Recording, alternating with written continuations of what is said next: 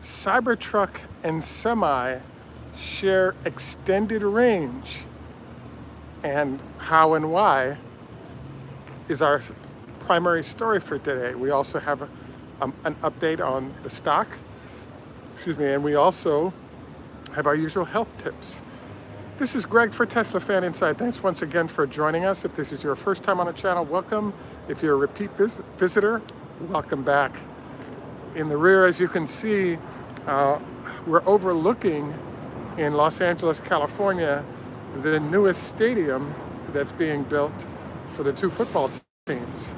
And from what we can see, it looks like it's almost done. It's kind of fun to shoot at or near construction zones because there's a lot of things to take in as it's being constructed, and this was probably the last major news activity prior to the completion of it. So it'll be interesting over the years to look back on this video and see sort of impact, etc. So please stay tuned after the show. We have some updates on our SpaceX trip, which is what I'm on right now, to prepare for that. We also have some other points that you might enjoy. So the first, we also wanted to thank our Patreon supporters as well as our subscribers. Your presence makes a huge difference and is greatly appreciated. So today what I wanted to focus on is the fact that we had one of our viewers actually ship us a rather lengthy piece. And what that was focused on is the fact that there's a kind of a phenomenon where ICE vehicles seem to have an advantage when it comes to vehicles like Tesla, because in uphill or serious climbing situations, there's a competitive advantage that goes with ICE because electric vehicles aren't delivering as much energy as might an ICE vehicle, and therefore they're somewhat constrained by the load challenges that mountains might represent. And when you add in the temperature challenges, you have a double combination there of issues that affect the viability of electric vehicles when it comes to towing, number one, and then also the challenges related to an uphill tow, and you add in cold, and the whole situations become more challenging.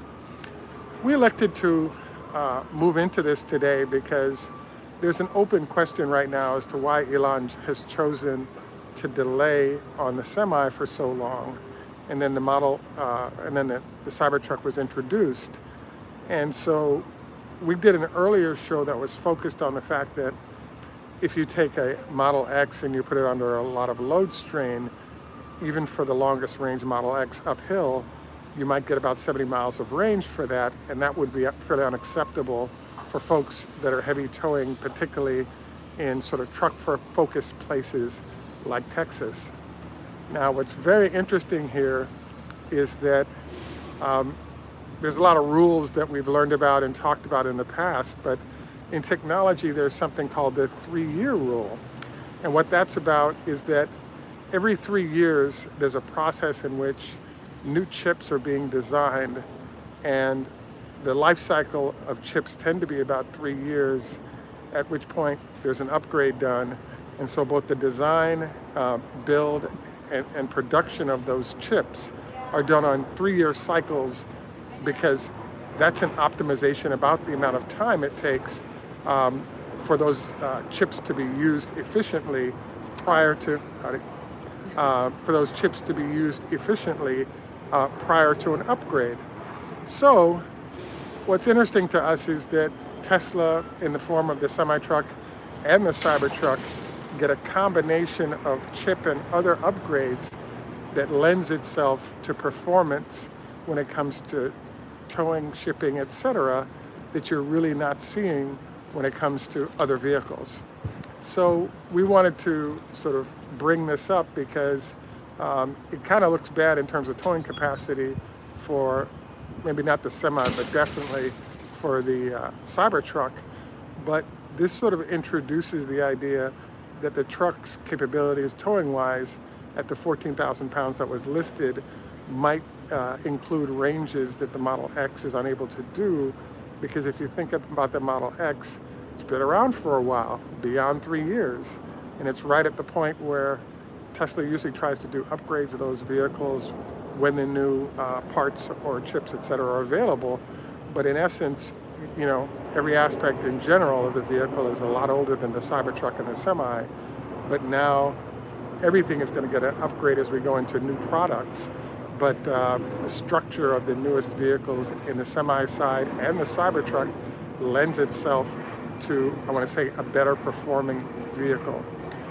So we also wanted to note that there was a soft number that was put out today. Jim Cramer provided a number indicating that there were 500,000 reservations made for the Cybertruck, and with only $100 down, man, if they put the 2,000 down, that they've done on other vehicles, the cash position of Tesla would be in the amazing zone rather than just the very good zone. So congratulations on that number of sales to Tesla and everybody involved in helping to facilitate that happening. The second thing we wanted to move into today is there's some news that popped up from reporters in terms of Germany and what's going on with the facilities there, or growth or development of the factory. As you all know, there was this delay that was brought about by the courts, and in this case, it slowed down.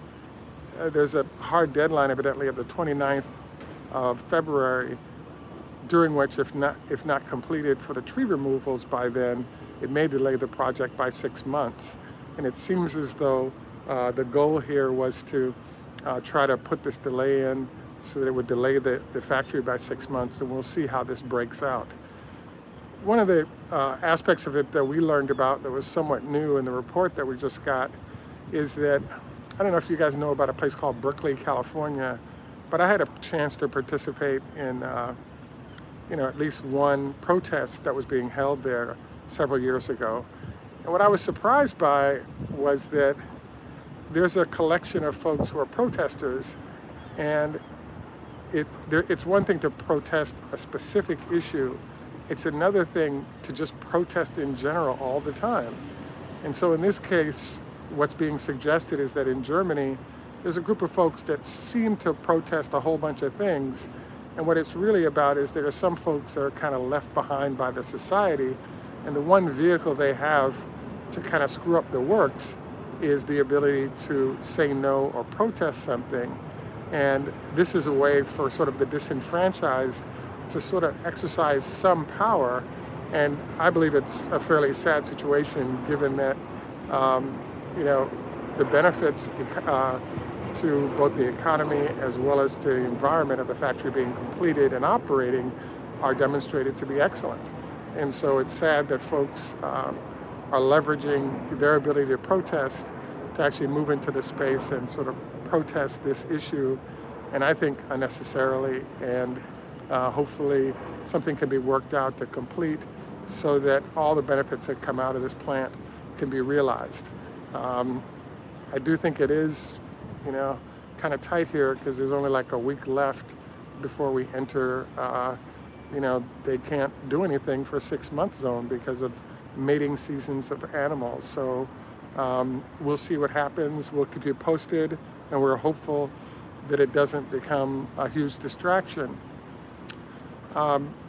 As you saw today, Tesla enjoyed a really nice day in the stock markets. Stock was up nicely, closing out the day at about 920. Got into the 950s for a while. We want to say congratulations to those of you who own the stock and have been making money on that. If I were to add a little bit on the back end here, I would say that, the Mexican standoff between the hedge funds and large institutions is very interesting to watch. And there's a lot of money moving around. And if you've been able to trade efficiently, glad to hear you have been doing so, and you've been making some money in the process. We look forward to chipping in ideas on what might be going on and things to consider as you're doing so in our daily shout out, which we did one last night. And I would say there's one unusual thing that's sort of turned up, which is most of the day's gain seems to be happening overnight, and then we open higher, and then most of the day the stock will be down, and then maybe pick up towards the end of the day. So the pattern that's been developed, I think, is rather different and interesting, And I think it makes it more challenging because you have to stay in overnight on the trade rather than just being able to wait until the morning, get into your trade, and then enjoy those gains for the day. It's more challenging because you don't want to get on the wrong end of that. So I think that it is tough for those who have to manage themselves in that new operating environment. But I do think it's still a way one can make some good money. The final thing that we typically, we're sort of moving faster than we usually do in terms of volume of information that we have available today. We're a little bit out of sorts in terms of research and then implementation based on movement out here to LA. But we will say that, I think there's a lot of good news. I think there's a lot of good possibilities that are lurking for Tesla. We're kind of looking forward to continued prosperity as long as the market holds up relative to the coronavirus.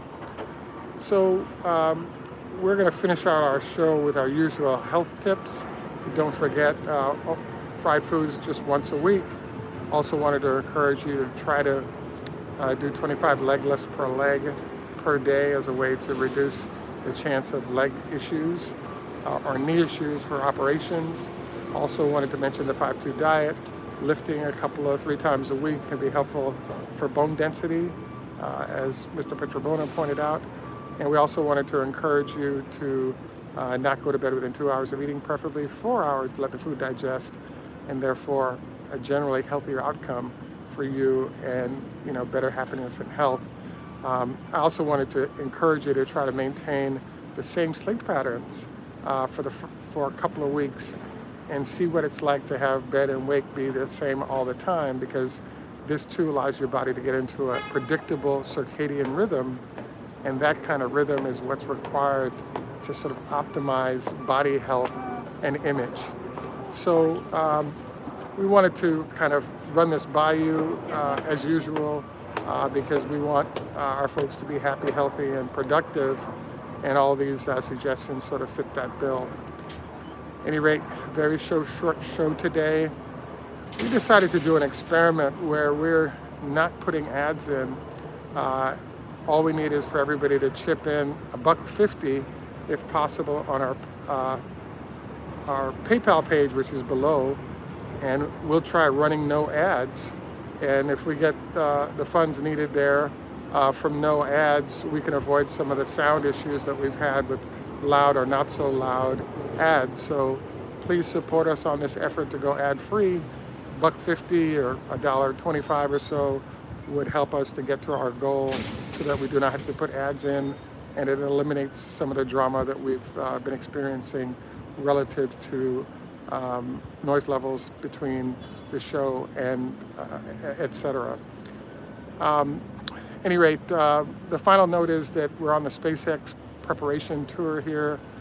We actually had a chance to line up an expert who is one of the top people in the world on SpaceX, because he actually did some consulting there for a while and is now semi-retired.